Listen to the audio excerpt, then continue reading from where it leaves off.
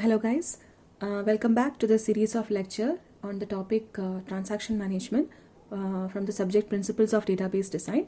So myself Archana Devi, I am assistant professor from Rajagiri School of Engineering, Kochi.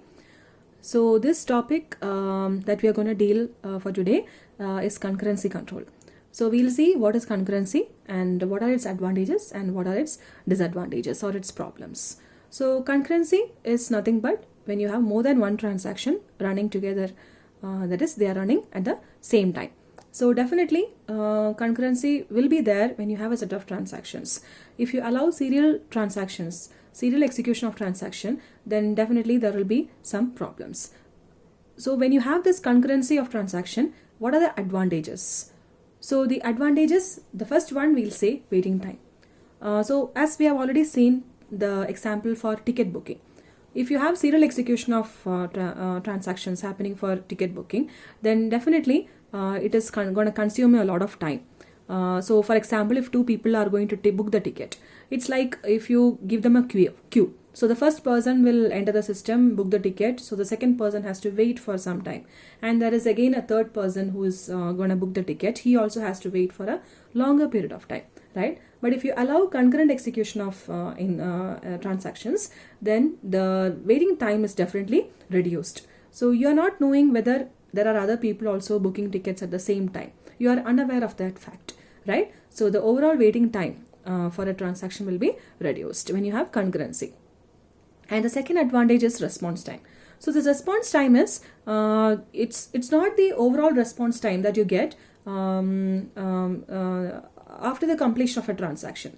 The response time is like the first time taken by the system to give the first response. Say for example, you go to a restaurant and you order some food, right? So first you order some starters and they take, say for example, 10 minutes to give you that food.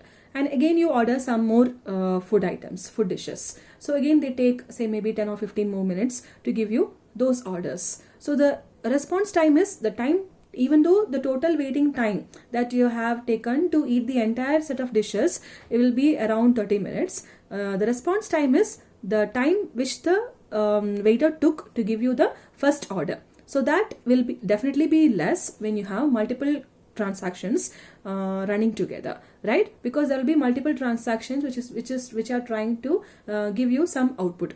So if you allow concurrent execution of transaction, then definitely the response time will be less. You would have seen the same concept in operating systems also, where you have multiple processes or multiple programs running together, and the response time is definitely reduced when you have multiple processes running parallelly. So that is this another next advantage. And then again you have resource utilization.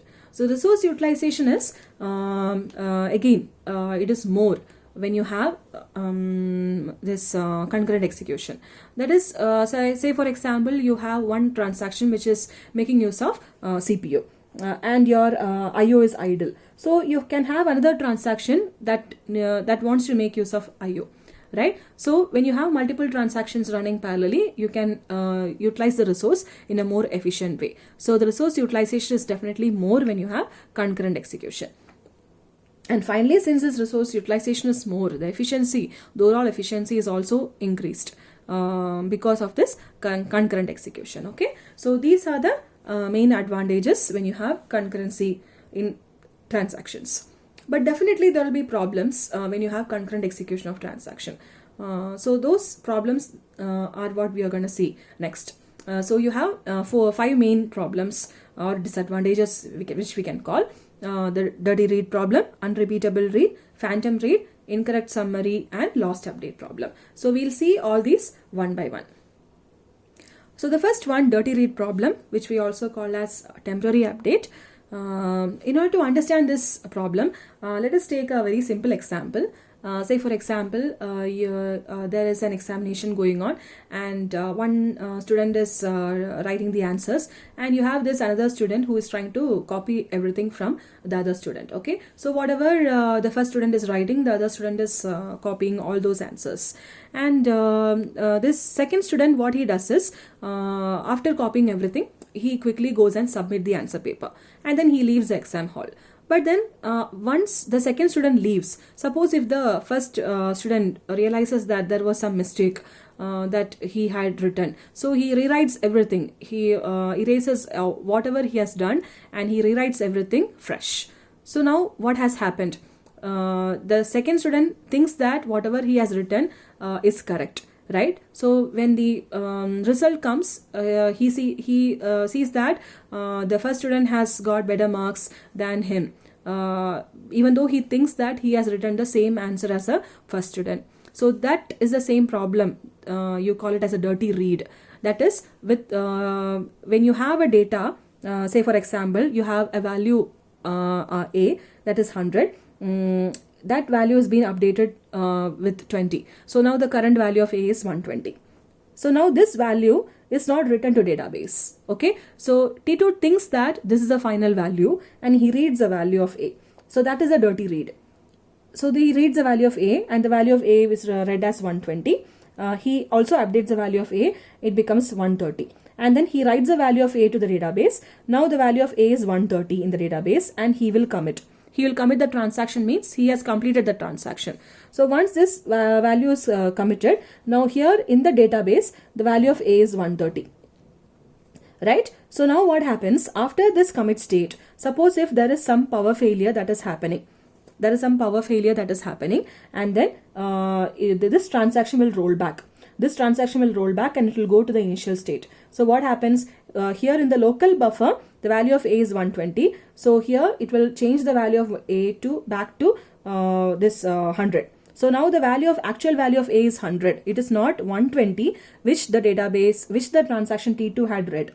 So this dirty read operation which T2 had read is now an invalid data. It is not the actual data. So this problem is your dirty read problem. So this occurs when one transaction updates a database item and then the transaction fails, but its update is read by some other transaction. So suppose here, if you delay this commit operation, okay, in the same example where we saw the copying example, suppose if the second student waited until the first student submits the answer paper. So the first student all of a sudden realizes that he has made this mistake. He rewrites everything. So the second student can again copy whatever the first student has written, right? So that's the case. So here T2 will wait. Instead of committing here, T2 will commit only when T1 has committed the operation. So here suppose if T1, so here T2 is committing, okay. Now at this point what happens, suppose if a power failure occurs, then you will roll back. It will roll back and it will go to the initial state. So here since this transaction has rolled back, then definitely the transaction T2 cannot commit, because it sees that T1 has rolled back due to some failure. So definitely T2 will also roll back. So the T2 will also undo all the updations that it has done on the variable item A. So this is actually a solution to dirty read problem, which we'll see what can we do for this dirty read problem if such a scenario occur. Okay, now we'll see the next problem. So now the next problem, unrepeatable read, which is a write-read conflict. So in the previous case also it was a write-read conflict, because after writing something you are reading a value, right? So here also we have write-read conflict happening. So this unrepeatable read is, say for example, you have this transaction T1 trying to read the value of A. Let the initial value of A be say 10. Okay, so now it has read the value of A. Now after this T2 does some operation.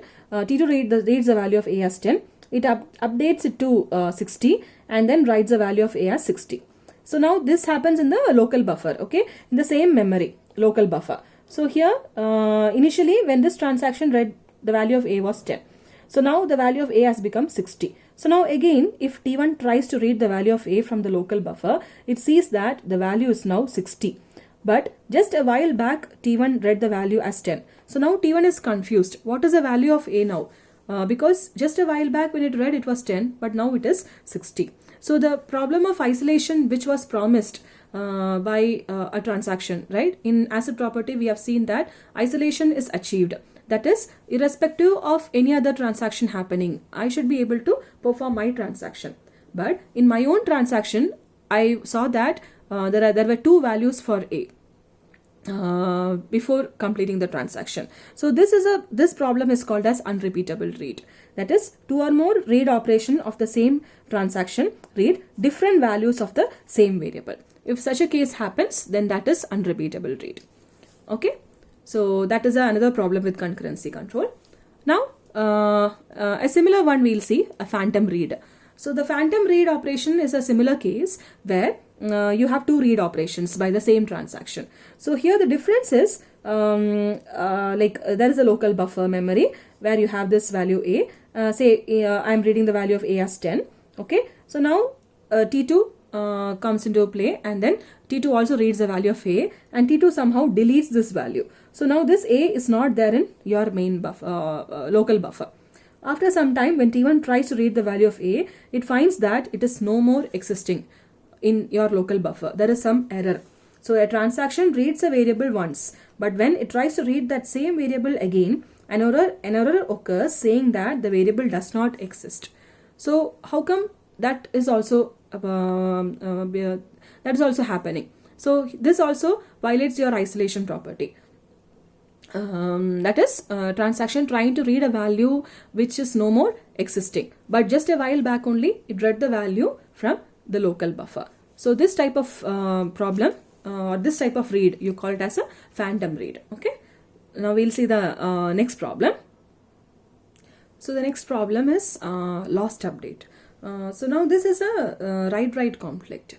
Okay, so let us see, let us try to understand what this lost update problem is. You have this transaction T1 which tries to read the value of A. Let the initial value of A be 10.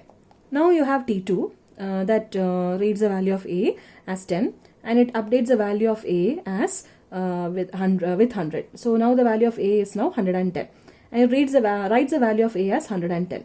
Okay. So now once this operation is over, when it comes back to T1, T1 actually tries to update the value of A with 50. Okay, so now here you have to understand that this is not a dirty read. Okay, because T1 has already read the value of A as 10, and then this set of operation happened. For T1, the value of A is still 10 for inside this variable.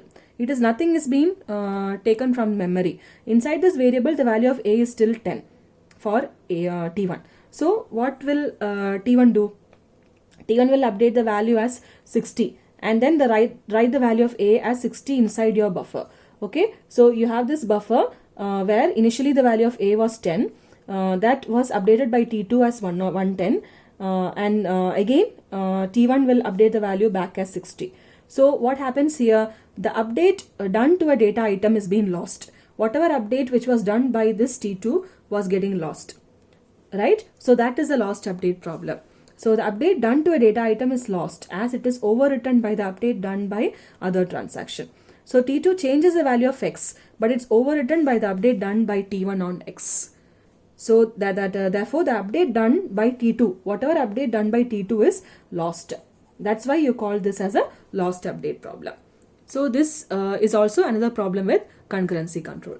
Okay, and finally the last one, incorrect summary.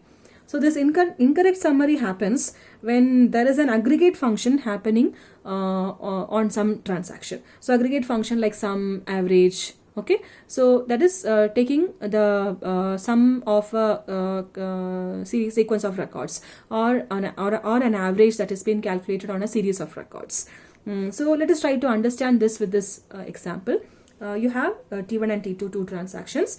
So T1 is doing this summation aggregate function. Okay, so here T1 has a sum variable. It reads the value of A, say 100, and the sum value now contains 100.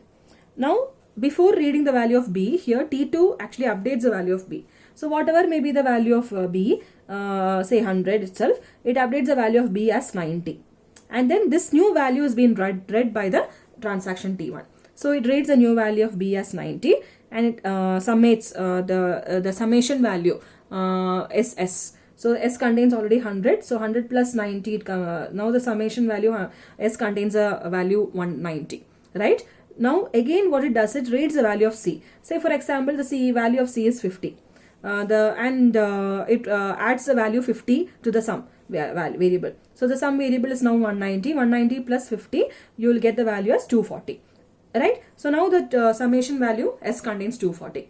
But after this operation, suppose T2 changes the value of C. So this value of C, which was 50, is being changed by this T2 operation, T2 transaction to 60. So now the value of C is 60. So this 60 should have been read by T1 transaction. Hence, the value of S should have been 250 instead of 240. But because of this concurrency problem, this issue can happen. This is incorrect summary problem.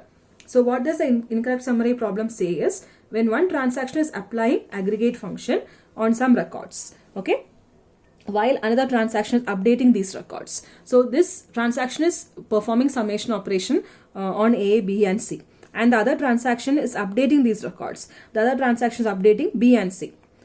So the aggregate function may calculate some values before those values have been updated. So here it is calculating B value before it's getting after it's getting updated, right? The aggregate function may calculate some values before those values have been updated and others after they are updated. So here B is read after it's been updated, but C is read before it's been updated. So if you have such a problem occurring, then you have this these set of operations leading to a inconsistent state of your database. So this is your incorrect summary problem.